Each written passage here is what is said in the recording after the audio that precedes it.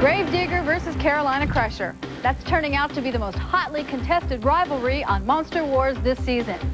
When those two North Carolina buddies go head-to-head, it usually means a pedal to the metal, all-out showdown.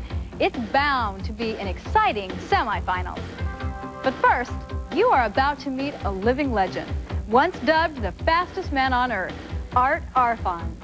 In over 40 years of motorsports racing, he has broken enough speed records and pioneered enough inventions for 3 lifetimes. He was the first to hit 150 miles per hour in drag racing, the first to put a parachute onto the back end of a race car, and he also set a land speed record. Unbelievable. He did all that, then he decided to get into tractor pulling. Today, he and his daughter, Dusty Arfons, work, travel, and compete with each other. They are known as the Green Monster Pulling Team.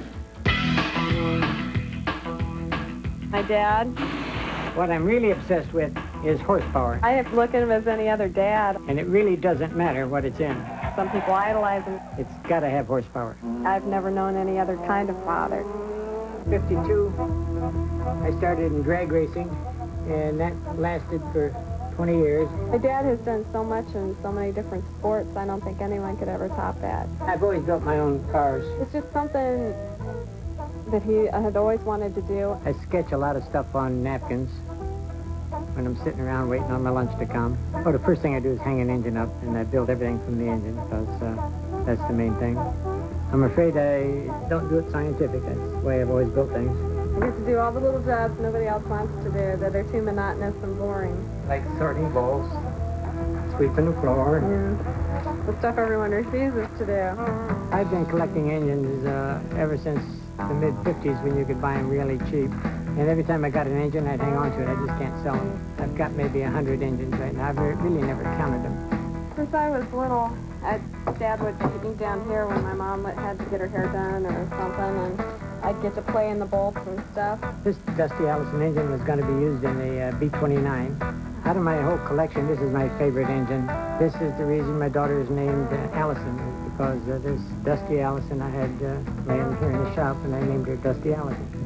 And she's not even mad about it. In 72, my last run was at Thompson, Ohio, and my chute was slow, and I went off the end and across the big ditch, and I really damaged my car. Then I come back and said, that's enough. I've never looked back at drag racing. I sort of walked away and let it go. My neighbor was the guy that took me to see my first tractor pull. So him and I built the first tractor together. So we started to build one. He was going to build it with an Allison, because I've still got 13 Allisons left over from my drag racing days. And I also had a turbine sitting here, and I said, Bob, I think I'm going to put a turbine in it. So it was just a whim. I stuck the first turbine in a tractor and became famous for being the first guy to build a pulling tractor with a turbine engine in it. The maintenance is the greatest thing. Once you get them running, you can run sometimes years without doing anything to them. I grew up with pulling, and it was just natural that I wanted to get into it. The fire shows are just what they... It's just a show. They don't make the tractor run. It's just for the kids and not for everybody. They like to see the fire. It's just neat. Land speed racing, I've never got enough of that. I got a taste of what it's like to go real fast, and I wanted to go faster, so I built a car just for speed. I always compared it to real fine music. When a guy's on the violin trying to reach a higher note, you don't think he can get higher, and it gets higher. I was too young when he was going for his land speed records, and you know, looking back at his accident pictures. 66 is when I crashed the car. 606 would have got me the record.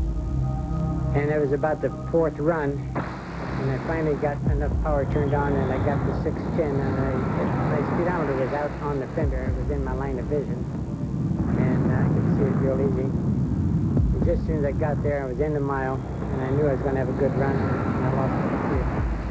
A bearing locked up. It took the front axle off, and the car dug in and gave a big end-over flip. It went 527 feet before it hit the ground.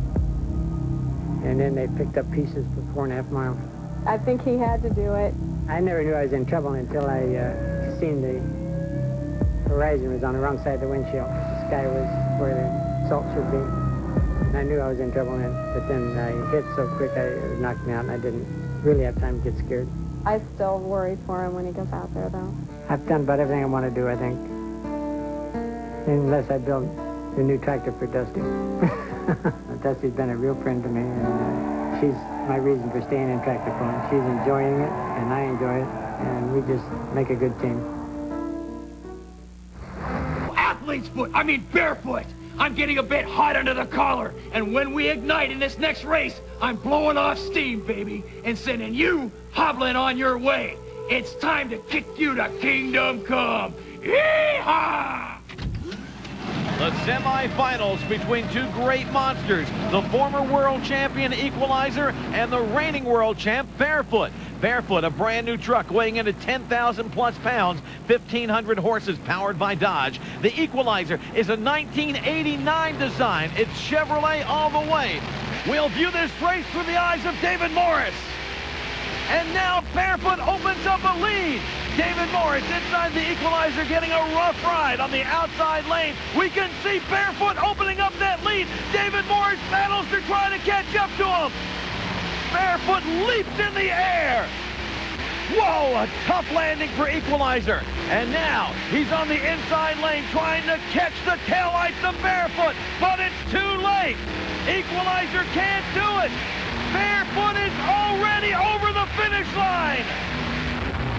Barefoot wins. He's in the finals, and Equalizer has lots of problems. Equalizer breaks at the end. There's smoke coming out of the engine. Barefoot wins it. Barefoot moves on to the finals here in Louisville. Barefoot up and over.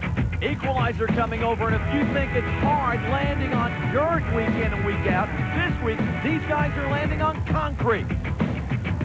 Barefoot just getting stronger and stronger, and Equalizer fading away.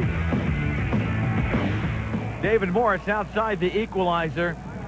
He's going to have to be towed back into the pits. As he's told, the semis continue.